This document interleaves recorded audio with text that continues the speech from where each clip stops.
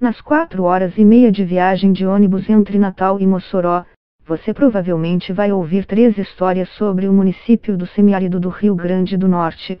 1. Faz tanto calor na cidade que a água do chuveiro já desce quente sem você precisar ligar a eletricidade. 2. Mossoró foi o único local do Nordeste que expulsou o bando de cangaceiros liderado por Virgulino Ferreira da Silva, vulgo Lampião. E 3. A violência está matando muita gente em Mossoró. Elas não são apenas anedotas. 1. Às 11 horas do dia 18 de julho, pleno inverno, fazia 35 graus Celsius em Mossoró e a água do chuveiro caía quente sem ajuda. 2. Em 1927, Lampião tentou saquear a cidade, como fez com outras dezenas, mas foi rechaçado a tiros por um grupo de moradores que se entrincheiraram até em uma igreja. Mas, atualmente, o último ponto é o mais importante para quem vive em Mossoró. 3. Como uma cidade média do interior do Nordeste, com 294 mil habitantes, pacata até 20 anos atrás, aumentou suas taxas de homicídios a níveis altíssimos e, hoje, convive com um conflito entre 3 facções criminosas. O crescimento econômico e populacional foi acompanhado pela chegada de redes criminosas do Sudeste, como o Paulista Primeiro Comando da Capital, PCC, e o Carioca Comando Vermelho. Esse movimento gerou quadrilhas locais menores, que atuam em contraposição às gangues nacionais. Esses grupos passaram a se digladiar pelo controle de territórios e do tráfico de drogas, fomentando uma explosão de homicídios nas capitais, mas também em cidades menores do interior, como Mossoró. Por outro lado, em geral, os investimentos dos governos nas forças policiais não acompanharam a onda de violência. O resultado desse caldo explica o aumento de 64% na taxa de mortes violentas no Nordeste entre 2007 e 2017, segundo dados do Atlas da Violência, publicação anual do Instituto de Pesquisa Econômica Aplicada, IP, e do Fórum Brasileiro de Segurança Pública. No mesmo período, esse índice caiu 17% no Sudeste. Já Mossoró tinha 213 mil moradores em 2003, segundo o IBGE, e registrou 50 homicídios naquele ano, 23 casos para cada 100 mil pessoas. No ano passado, porém, foram 236 assassinatos em uma população de 294 mil habitantes, 80 mortes violentas por 100 mil. Ou seja, enquanto o número de moradores do município cresceu 38% nesse período, a taxa de homicídios aumentou 247%. Esses dados de Mossoró, segunda maior cidade potiguar, refletem uma crise de segurança pública vivida pelo Rio Grande do Norte, hoje o estado mais violento do Brasil. Entre os municípios do RN, Mossoró só perde em violência para a capital, Natal. Em 2017, o Rio Grande do Norte registrou 62,8 mortes violentas por 100 mil habitantes, o maior número do país. Foi o estado em que essa taxa mais cresceu desde 2000, alta de 556%. Como comparação, em São Paulo, ocorrem 10 mortes por 100 mil, no Rio de Janeiro são 38 casos. Quem estuda ou reporta a violência em Mossoró costuma dizer que uma parte dos homicídios se explica por uma espécie de ciclo de vinganças, fomentado pela precariedade da polícia e do judiciário locais. Em uma cidade média, onde os bairros e a população não são tão grandes, é comum que algozes e parentes de vítimas se conheçam e até se encontrem com certa frequência.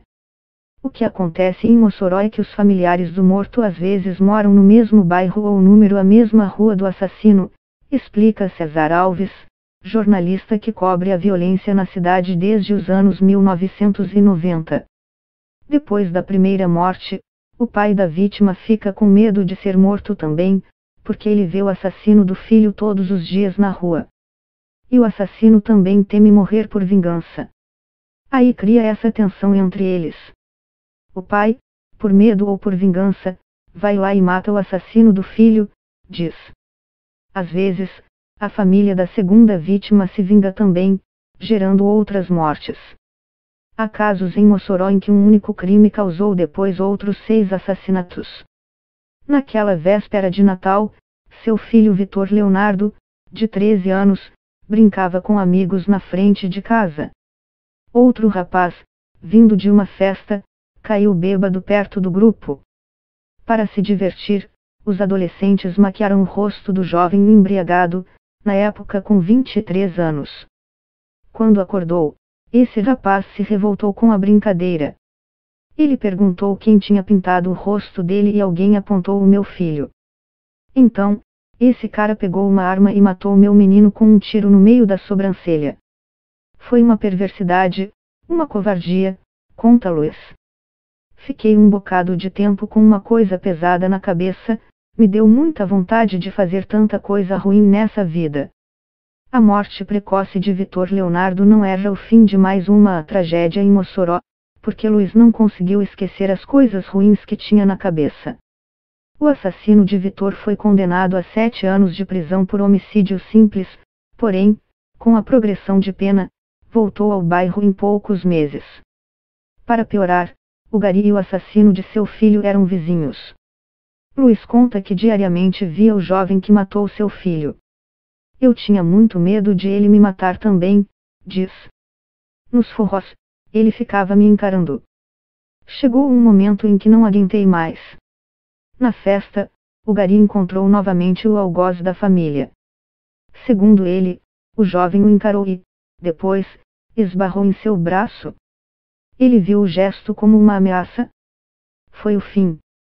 Pensei, pronto, vou matar ele. Voltei para casa e peguei o ferro, a arma. Eu estava muito bêbado, o Satanás tomou conta. Dei 3 tiros. Quando você mata alguém, não passa nada na cabeça, só o demônio. Preso em flagrante, Luiz depois foi solto para aguardar o julgamento em liberdade. O julgamento deve ocorrer em novembro. Se tiver de pagar, vou preso, sim, sou cabra homem. O que peço é uma oportunidade, a mesma chance que a justiça deu para quem matou meu filho. Enquanto o julgamento não chega, ele ainda encontra na rua os parentes do jovem que matou, vizinhas, as famílias vivem a tensão de uma nova faísca que cause mais mortes. Quando me veem, eles me esculhambam, me chamam de assassino. Se forem me matar, eles devem lembrar o que o filho deles fez ao meu menino. Se quiserem continuar essa guerra, não posso fazer nada. Está 1 a 1.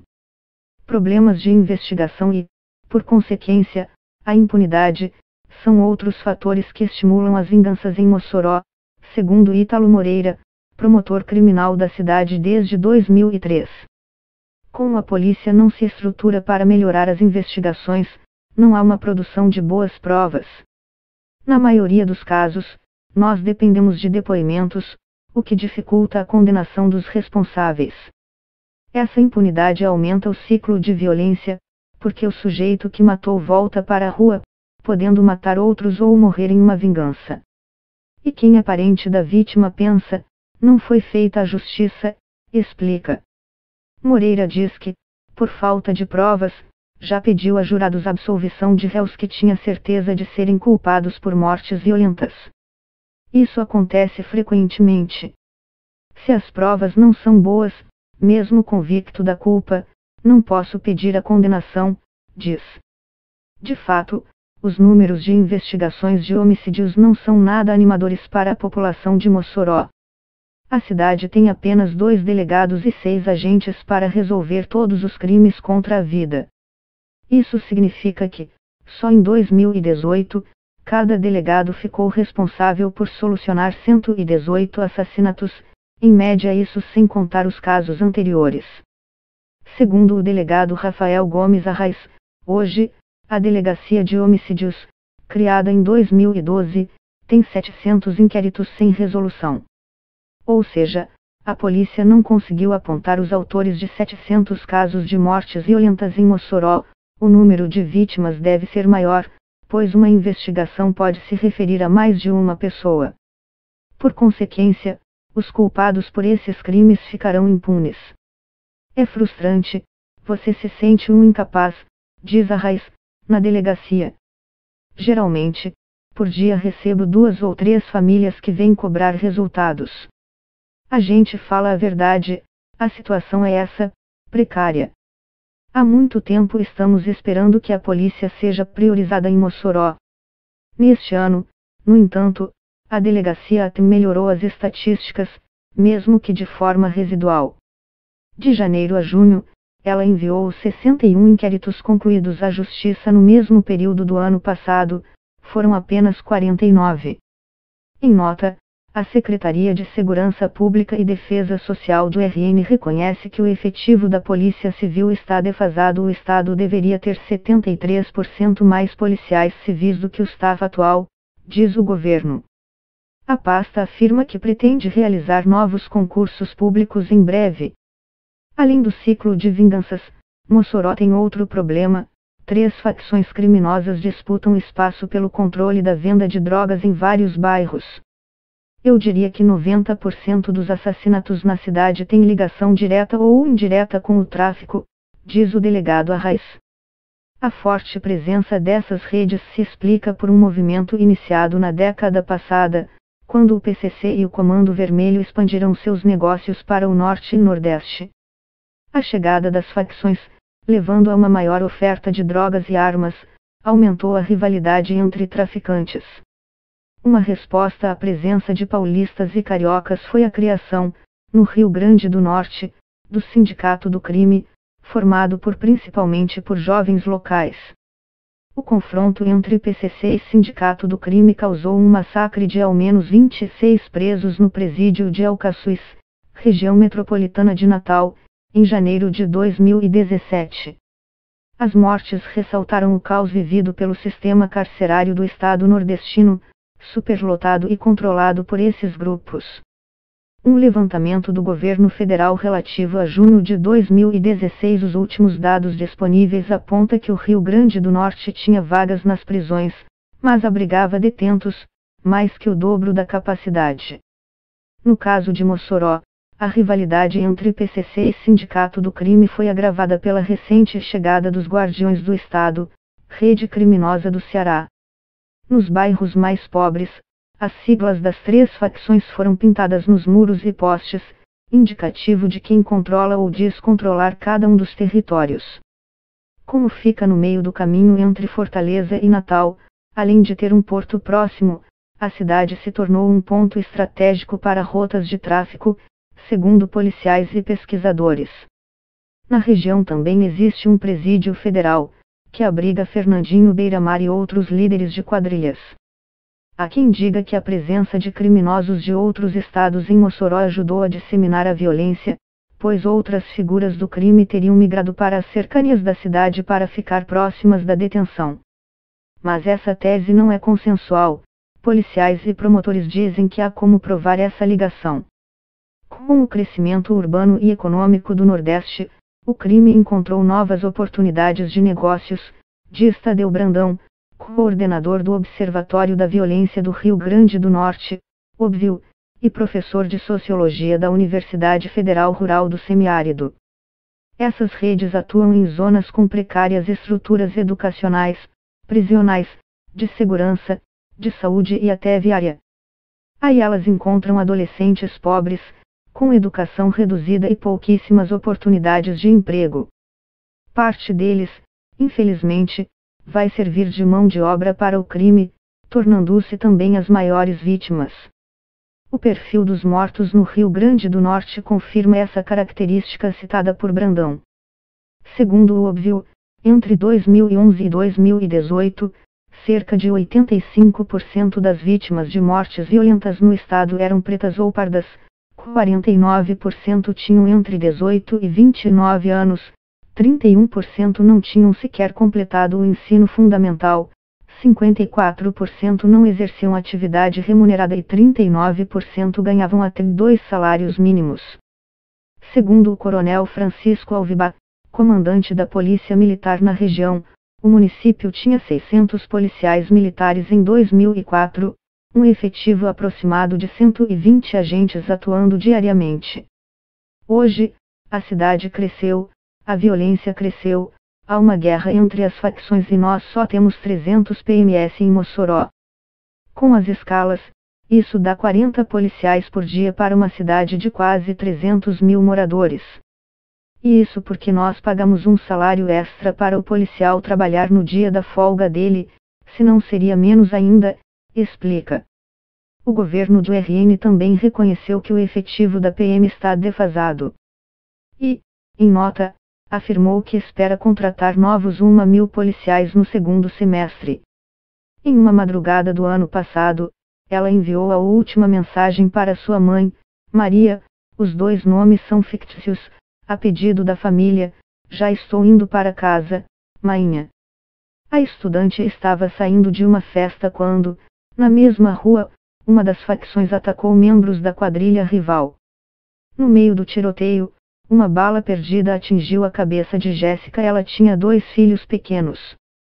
Minha filha não era criminosa e não tinha motivo para ela ter morrido dessa forma. Ela só estava passando na rua e virou vítima dessa guerra que está acabando com Mossoró. Se eu pudesse, fugiria dessa cidade e nunca mais voltava, afirma Maria, tentando segurar as lágrimas com a ponta dos dedos. De certa forma, o conflito atual ecoa a história de Mossoró, uma cidade marcada e até celebrada por um tiroteio ocorrido 9 décadas atrás. Existe até uma festa anual, chamada Chuva de Balas, para comemorar o dia em que os moçoroenses expulsaram o Lampião. Antes de invadir a cidade para saqueá-la, em junho de 1927, o rei do cangaço tinha recebido uma carta de um amigo, que afirmava que Mossoró era uma cidade facilmente conquistável, porque seu povo era pacífico, mofina e incapaz de se defender. O então prefeito, Rodolfo Rodrigues, resolveu contrariar o prognóstico e enfrentar o mais temido bandido da época. Ele juntou moradores, comerciantes e civis e comprou armas para defender a cidade do bando cangaceiro. No 13 de junho, Lampião entrou em Mossoró, mas foi recebido por uma chuva de balas. Parte da resistência se abrigou até em uma igreja e, lá de dentro, disparou contra os invasores. O até então invencível Virgulino Ferreira da Silva fugiu para não morrer. Mais de 92 anos depois, os buracos das balas disparadas contra a igreja ainda são visíveis nas paredes, como uma relíquia.